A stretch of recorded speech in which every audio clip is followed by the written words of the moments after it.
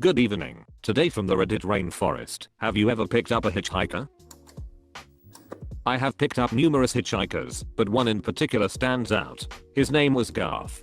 Garth was a hell of dude with a hell of a story. This is the encounter between my friends and Garth. After graduating high school, myself and 4 friends decided to take a long road trip over the summer, and Glacier National Park was our mecca for the trip. We found ourselves camping in the middle of nowhere in the woods of NW, Montana, some 25 miles north of Missoula. We camped illegally and got drunk and stoned and pretty much stayed up all night. In the morning, I woke up in the driver's seat of my car to see some dude walking by in the road, which was 40 yards away from our campsite. The guy walking could not see us just passing by, but I could see him. I was still half drunk, so I decided to yell at him, not even thinking that it could be the owner of the land that we were illegally camping on. He did a 180 and stared straight at me and began walking towards me. He had a single backpack, a big tree limb for a walking stick, and looked exhausted and hungry. He looked like the Big Lebowski mixed with Saul from Pineapple Express, but acted like someone who had just had their ass kicked, mentally and physically. He looked like someone had sucked his soul out of him. My friends had heard me yelling for him, so they had stirred awake to find to their surprise Garth sitting in one of our launchers eating ass-tail Doritos like he had not eaten anything in days. We would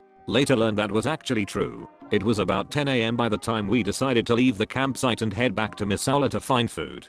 Garth hopped in the car and began to tell his story of how he ended up in the middle of nowhere, Montana. He sat shotgun and talked while my friend sat behind him, ready for Garth to try to kill us or something crazy. The story that Garth told us was ducking crazy. It basically went something like this. Some dude he met in Missoula promised him some work on his land. Apparently, the guy bought some land and needed some trees and brush cleared so he could start building a house. He said he would let Garth stay on his land for the night and meet him there in the morning with some tools and some food so they could work all day to clear this brush. Well, one day went by, then another and another. The guy never showed up and Garth was on this guy's land for 5 ducking days with no food or shelter. He luckily had a stream of water on his land that Garth drank to keep hydrated, but catching food was next to impossible. He said he could hear coyotes very close to him at night, and one morning he woke up to a bull moose 30 yards away from, snorting and stomping its hooves on the ground, ready to charge.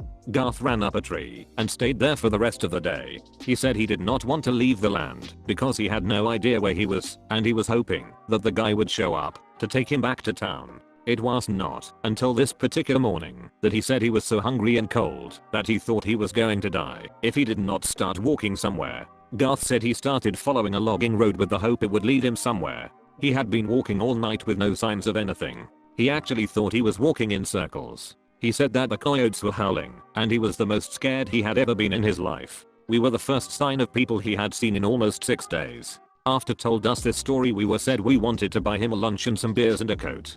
He immediately declined.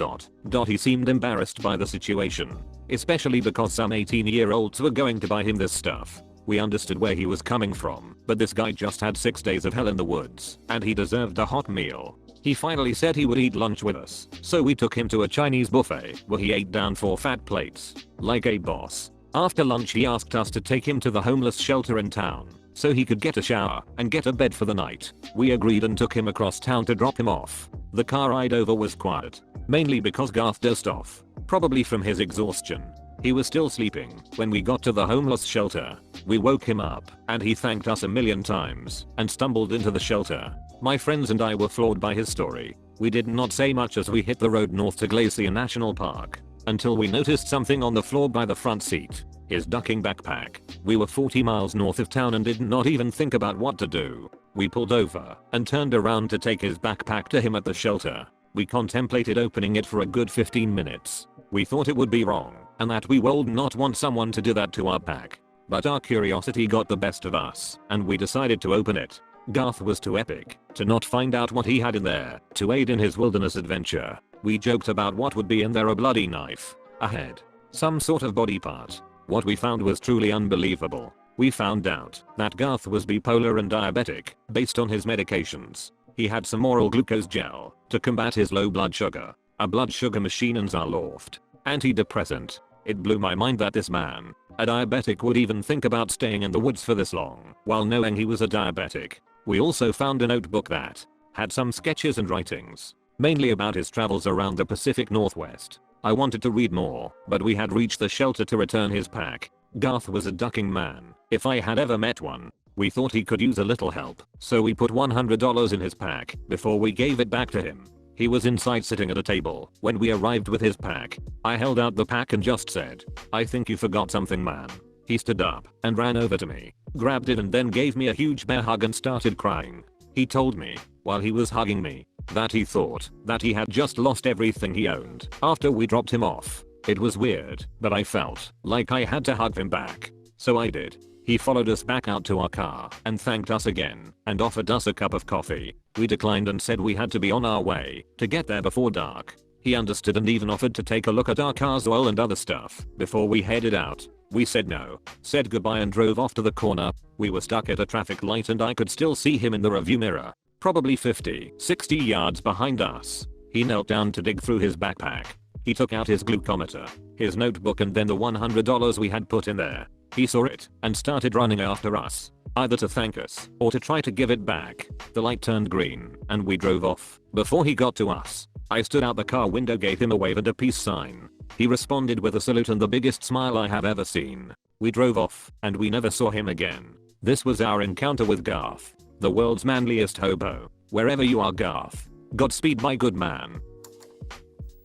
My friend and I were pulling onto the highway yesterday when suddenly a Mexican looking kid waved us down and ran up to our window. He was carrying a suitcase, the big ones, like we take on international vacations, and it seemed as if he had been walking for some time. Judging from his appearance I figured he was prob 21 years old. He asked us if he could get a ride to Greyhound. We both looked at each other and understood that he was saying Greyhound. And the only Greyhound bus stop in town was at this gas station a few miles down the road. It was cold and windy out, and we had some spare time, so we told him to jump in. Initially thoughts run through your head, and you wonder ... I wonder what's in that suitcase ... Is he going to put a knife to my neck from behind the seat ... Kilos of coke from Mexico, because this is South Texas ... A chopped up body ... But as we began to drive I saw the sigh of relief through the rearview mirror and realized this kid is just happy for a ride. When we got to the gas station, my friend walked in and double checked everything to make sure it was the right spot, but to our surprise the final bus for Houston left for the day. The next bus at 6:00 p.m. was in a town 25 miles over. We tried explaining this to him. I should have paid more attention in the Spanish I and second they forced us to take in high school. The only words I can really say are "sí and comprend." My friend and I said "duck it, let's drop him off," and turned to him and said, "Listen, we are going to eat first," making hand gestures showing spoons entering mouth, "and we will drop you off after." But homeboy was still clueless and kept nodding. We already ordered Chinese food and began driving in that direction. And when we got there, he got out of the car and went to the trunk as if the Chinese restaurant was the bus stop. We tell him to come in and eat something first. Leave the suitcase in the car. He is still clueless. When we go in, our food was already ready. We decided to eat there so he could eat as well. When the hostess came over, she looked Spanish, so I asked her. I was like, "Hey, listen, we picked this guy up from the street. He missed his bus and the next one is 25 miles over. Can you tell him that after we are done eating we will drop him off? It's okay, no problems. ...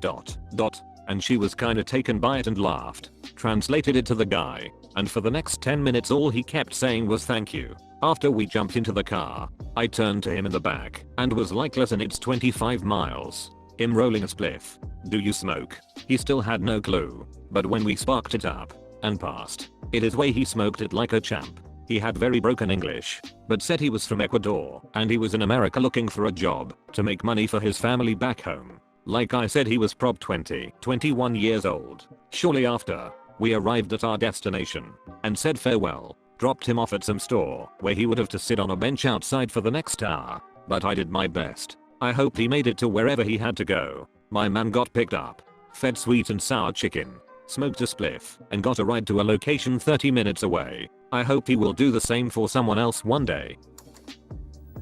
My husband and I were leaving the grocery store and witnessed a big dramatic mulch theft. Yes, someone grabbed a bag of mulch, tossed it in their Jeep and sped off, tires squealing, jumping curbs. It was confusing and hilarious. The high school clerks were mostly indifferent, but there were a couple employees freaking out and running after the Jeep. Then we turn around and there is this girl standing there with her jaw hanging open and holding a box of donuts. She just looks at us and says / demands I need a ride. I do not know why he just did that. That's my cousin. The employees who were freaking out kind of turn and start coming toward her now that the Jeep is gone. So we were like, okay, let's go. She lived like 2 miles away in the mobile home park. Sure enough, the Jeep was parked in the drive. For some reason her cousin just totally ditched her for a $4 bag of mulch. Just about every time I see someone I stop. I kind of got out of the habit in the last couple of years. Moved to a big city and all that. My girlfriend was not too stoked on the practice. Then some malarkey happened to me that changed me, and I'm back to offering rides habitually. If you would indulge me. It is long story and has almost nothing to do with hitchhiking other than happening on a road. This past year I have had 3 instances of car trouble, a blowout on a freeway, a bunch of blown fuses and an out of gas situation. All of them were while driving other people's cars, which, for some reason, makes it worse on an emotional level. It makes it worse on a practical level as well. What with the fact that I carry things like a jack and extra fuses in my car, and know enough not to park facing downhill on a steep incline with less than a gallon of fuel. Anyway, each of these times this malarkey happened I was disgusted with how people would not bother to help me. I spent hours on the side of the freeway waiting, watching roadside assistance vehicles blow past me for AAA to show. The 4 gas stations I asked for a gas can had told me that they could not loan them out for my safety, but I could buy a really malarkey 1 gallon one with no cap for $15.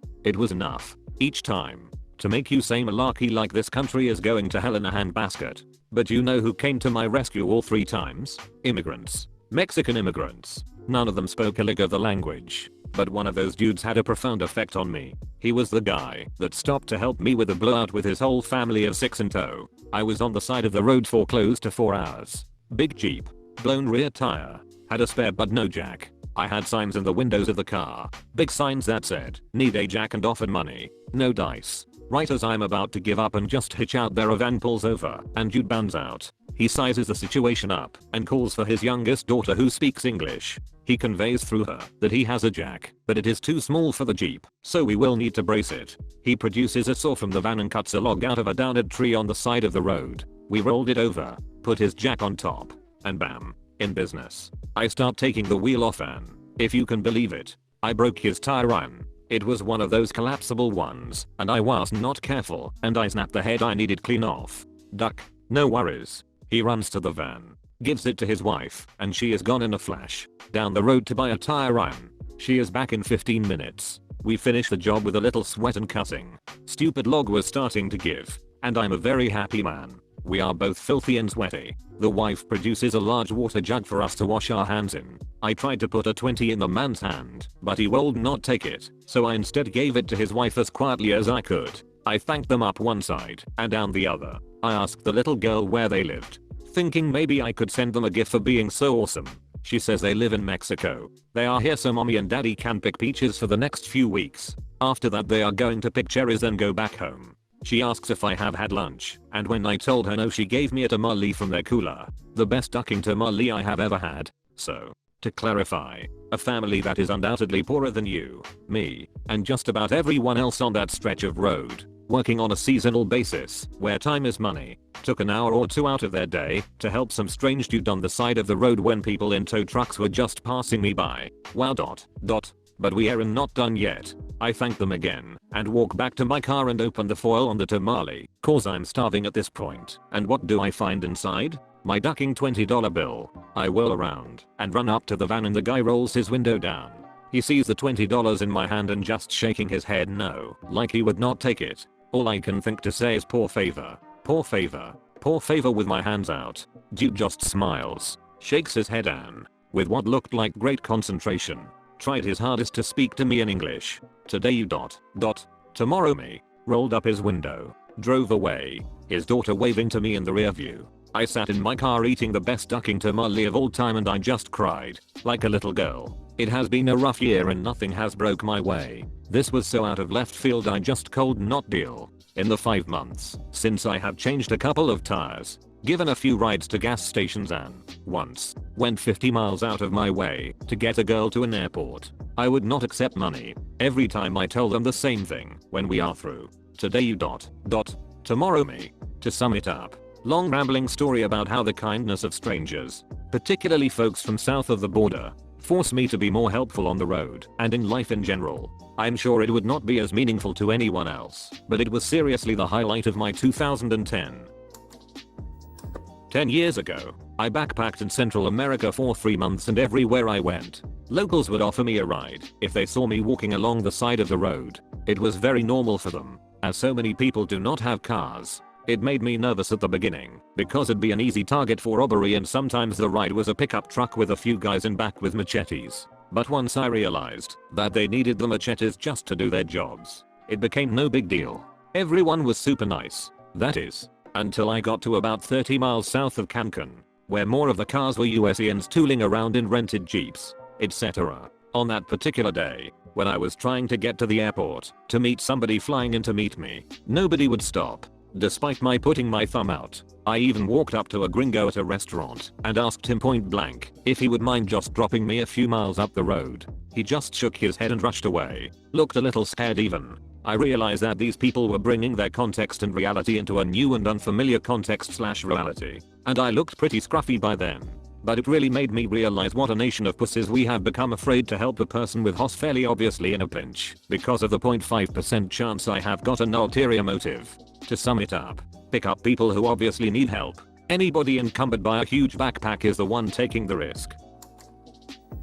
I have picked up plenty of hitchhikers in my life. One I remember was a 28-ish-year-old guy who was trying to get to Madison to be a test subject for a new ad medication. Apparently they lock you up for a couple months, regulate your diet and exercise, then give you a few grand and set you free. Ick now. If the meds they're testing do not kill you. Anyway, I got him another 50 miles down the road before I had to turn south. He was nice though. This past June, right before our wedding, my now ex-husband picked up 3 crusty kids and their dog. They were hitching their way to a rainbow gathering, so he brought them home to me. We fed them and packed them goodie bags full of aspirin and hand sanitizer, along with 10 pounds of dog food, then drove them to the next state. They were a nice bunch of kids. I have also not picked up hitchhikers who I thought were suspect, but I usually go to the nearest gas station and put together a bag of water, Gatorade and granola bars, and bring it to them. Even if I think they look creepy, I still do not want them to go hungry.